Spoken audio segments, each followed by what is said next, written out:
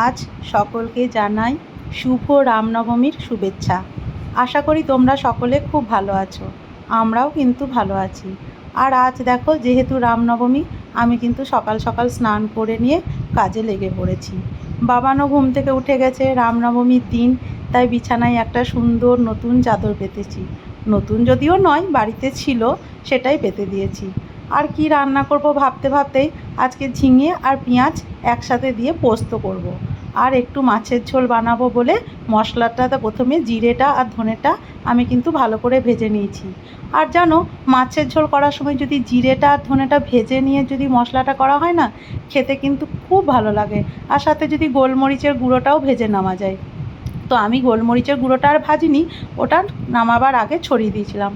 আর আজকে কাজকর্ম যেহেতু একটু কম আছে, সবুজের বাবা কাজে বেরিয়ে গেছে, আমি সারাদিন বাড়িতে থাকবো, তাই আমি ভাবলাম কবে থেকে সবুজের বাবা জামা প্যান্টগুলো পরে আছে, আয়রন করে নিই। ওই দেখো, তোমাদের সঙ্গে কথা বলতে বলতে কিন্তু সবুজের বাবা কাজ থেকে বাড়ি ফিরে গেছে।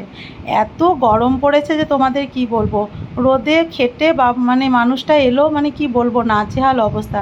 তাই ওকে একটু নুন চিনি জলের শরবত করে দিচ্ছি, সাথে দিয়ে দিচ্ছি একটু কাগজি লেবু। খেলে তাও শরীরটাতে একটু এনার্জি পাবে বলো। তাই দেখো, ওকে কিন্তু আমি করে দিলাম। দেখো, মা মারা যাওয়ার পর থেকে ও চেহারার কি অবস্থা হয়েছে। আর এদিকে দেখো, ঝিঙে পেঁয়াজ পোস্ত যেটা বসিয়েছি, ওটা কিন্তু একদম শুকনো শুকনো ভাজা ভাজা করে করব। এই রান্না করতে করতেই কিন্তু আমি একবার করে ওই আয়রন করতে চলে আসছি। জানো, আজ করব কাল করব এই বলে জিনিসগুলো ফেলেই রাখি, করা হয়ে ওঠে না। ভালো লাগে না জানো তো, এত গরমে সবসময় এত কাজ থাকে না, বিরক্ত লাগে। তাই আজকে মনে মনে ঠিক করেছিলাম যে বাবান ওই ঘরে একটু ঘুমাচ্ছে, শুয়ে আছে, থাকুক, আমি কিন্তু আয়রনগুলো করে নিই। এবার ওর বাবাও চলে এসছে, ওকে একটু স্নান টান করিয়ে দেবে। আর আমি তো বললামই রান্না করছি, ওদিকে ঝিঙে পোস্ত আর মাছের ঝোলটা করলেই হয়ে যাবে। তো এইদিকে দেখো, খাওয়া দাওয়া করে বাবানের সমস্ত কিছু হয়ে গেছে, আমরা দুপুরবেলায় ঘুমিয়ে নিয়ে বিকেল হয়ে গেল কিন্তু। আর আমি দেখছো কত সুন্দর সেজেছি। আসলে বাবানকে সকাল থেকে বলেই রেখেছিলাম আজকে তোকে ঠাকুর দেখতে নিয়ে যাব। তার জন্য আমি এই নীল রঙের হ্যান্ডলুম শাড়িটা পরেছি, আর বাবানকে কিন্তু তৈরি করে দিয়েছি। আচ্ছা, আমাকে কেমন দেখতে লাগছে তোমরা কমেন্ট করে অবশ্যই জানিও। হ্যাঁ, শাড়িটা কিন্তু সেই কালী পুজোর সময় নিয়েছিলাম, কালী পুজোর সময় পরেছিলাম, আর আজকে পরলাম। আর এদিকে দেখো, বাবানকে কিন্তু পুরোপুরি রেডি করে দিয়েছি। কত খুশি দেখছো, বেড়াতে যাওয়ার নাম শুনলেই কিন্তু ও ভীষণ রকম খুশি হয়ে যায়। এই দেখো, তোমাদের সঙ্গে কথা বলতে বলতে আমরা কিন্তু বেরিয়েও পড়লাম। চারিদিকে এত হনুমান মন্দির হয়েছে যে বলার নেই, খুব ভালো লাগছিল কিন্তু। কয়েক বছর আগেও কিন্তু আমাদের সিউড়িতে এত ধুমধাম করে রামনবমীর পুজো হতো না। আর এই বছরে দেখো কত ধুমধাম হয়েছে। এই বছরের বলে নয়, এই গত বছর থেকে কিন্তু বেশ ভীষণ রকম সুন্দর করে রামনবমীর পুজো হচ্ছে। তো দেখো কত লাইটিং করেছে।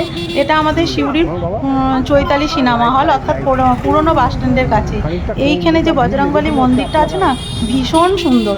তোমরা কোনোদিন এলে দেখে যেও। আর যারা আমার বন্ধুরা সিউড়িতে থাকো তারা তো জানোই যে কী রকম। আর এত ভিড় হয়েছিল যে তোমাদের কি বলবো, যাওয়ার সময় তো মন্দিরে আমি বাবানকে নামাতেই পারিনি। দেখো কত ভিড়, ঠিক যেন দুর্গাপুজোর মতো লাগছে। আর বাবান ভীষণ খুশি, ও তো জানো লাইট দেখলেই বলে মা লাইট লাইট বলতেই থাকে।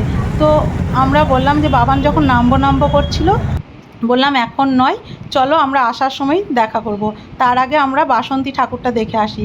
এই দেখো, এই যে আমাদের পুরনো বাস স্ট্যান্ডে চৈতালি সিনেমা হলের কাছে এই বজরংবলী মন্দিরটা, এখানে কিন্তু এই বছরেই নতুন করে রাম সীতা লক্ষ্মণের মূর্তি স্থাপন করা হয়েছে, সেটাও তোমাদেরকে দেখাবো ফেরার পথে যখন আমরা ঠাকুর দর্শন করব। এত ভিড়ে বলো বাবানকে নিয়ে কি করে নামবো, ওকে নিয়েও তো একটু ফাঁকা না হলে দেখানো খুব মুশকিল হবে, তাই তোমাদেরকে মন্দিরটাই দেখাচ্ছি। দেখো, বাবা শিব রয়েছে সাইডে, এত সুন্দর মন্দির, কত অল্প জায়গার মধ্যে মন্দিরটা তৈরি করা হয়েছে জানো, কিন্তু এত সুন্দর হয়েছে না। আর সবথেকে বড় কথা, প্রত্যেক শনিবার মঙ্গলবার এখানে খুব সুন্দর করে পুজো হয়, প্রসাদ দেওয়ার একটা আলাদা সিস্টেমও আছে। এই দেখো, ওখানে যেহেতু নামতে পারলাম না, তাই চলে এলাম বাসন্তী ঠাকুরের কাছে। এটা আমাদের সিউড়ি 13 পল্লী ক্লাব। এখানেও কিন্তু ভীষণ রকম সুন্দর করে বাসন্তী পুজো করা হয়। সপ্তমী, অষ্টমী, নবমী, দশমী, এই 4 দিন ধরে চলে পুজো। তো এখানেও কিন্তু বাবানকে বললাম চলো আগে বাসন্তী ঠাকুর দেখি, তারপরে আমরা হনুমানজির মন্দিরে গিয়ে প্রণাম করে আসবো। তো দেখো, এখানেও কিন্তু লাইটিং দিয়ে খুব সুন্দর সাজানো হয়েছে। দেখছো, আরতি হয়েছে বলে দেখো ধুনোর গন্ধে চারিদিক মোহমোহ করছে, খুব ভালো লাগছিল। বাপরে, এখন কিন্তু দুর্গাপুজোর মতোই কিন্তু মানুষ প্রতিটা মুহূর্তকে আনন্দ উপভোগ করে নিতে ছাড়ে না। মানে মানুষের জীবনে দুঃখ তো আছেই, তাই প্রতিটা মানুষই মনে করে যে জীবনে যেটুকু মুহূর্ত পাবো আনন্দ করে নেবো। আমিও কিন্তু এই বিশ্বাসে খুব বিশ্বাসী। দেখো কখন আছি কখন নেই বলা যায় না। তার জন্য যেটুকু মুহূর্ত পাই সবুজকে নিয়ে আমরা কিন্তু খুব আনন্দ করি। আর এই যে বাসন্তী ঠাকুরের কাছে সবুজকে প্রণাম করলাম। খুব কাছ থেকে তোমাদেরকে দেখাতে পারলাম না। তারপরেই কিন্তু আমার মা বাবার বাড়ির কাছে গেলাম, মানে সবুজ ও দাদুর কাছে একটু দেখা টেখা করলো, চা বিস্কুট খেলাম। তারপরে কিন্তু চলে এলাম ওই যে বললাম পুরনো বাস স্ট্যান্ডে হনুমান মন্দিরে, ওই চৈতালি সিনেমা হলের কাছে। তো এখানে এসে দেখো অনেকটাই ফাঁকা, এখন কিন্তু রাত্রি 9:30 বেজে গেছে, তাই অনেকটাই ফাঁকা আছে। এই দেখো আমরা গাড়ি থেকে নামলাম, সবুজকে নিয়ে ওর বাবা কোলে কোলে যাচ্ছে। বলো তখন যদি নামতাম তাহলে কি বাবানকে নিয়ে ঢুকতে পারতাম আমরা মন্দিরে? এই দেখো বাবানও কিন্তু ভীষণ রকম খুশি। আর যেহেতু সবুজ একটু স্পেশাল চাইল্ড, সবাই ওকে একটু মানে স্পেশালভাবেই দেখে, ওকে কিন্তু সহজেই ঢুকতে দিল, জুতো খোলার কোনো ব্যাপারও থাকলো না। আর এই যে আমাদের রাম সীতা লক্ষ্মণজি, তো দেখছো কত সুন্দর মূর্তিটা করা হয়েছে, এত সুন্দর যে কী বলবো, মানে ভীষণ ভীষণ সুন্দর, দেখলেই মনটা ভরে যায়। এই দেখো তোমাদেরকে কিন্তু কাছ থেকে তুলে দেখাচ্ছি, এত সুন্দর সত্যি। আমাদের আগে সিউড়িতে এই রাম মন্দির ছিল না, এটা কিন্তু নতুন করে হলো।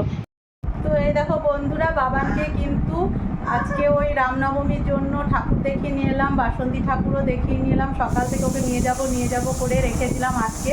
এই দেখো এবার জামা চেঞ্জ করছি, কি অবস্থা দেখো, একদম হারকিউলাস বডি বলে না সেই অবস্থা। তো সমস্ত কিছু করিয়ে দেখিয়ে নিয়ে এসেছি, দেখে ওর মন পোষায়নি, ও আরও রাস্তায় রাস্তায় ঘুরে বেড়াবে গাড়িতে গাড়িতে। তো ওই দেখো ওই জন্য কাঁদছে। তো কী আর বলবো।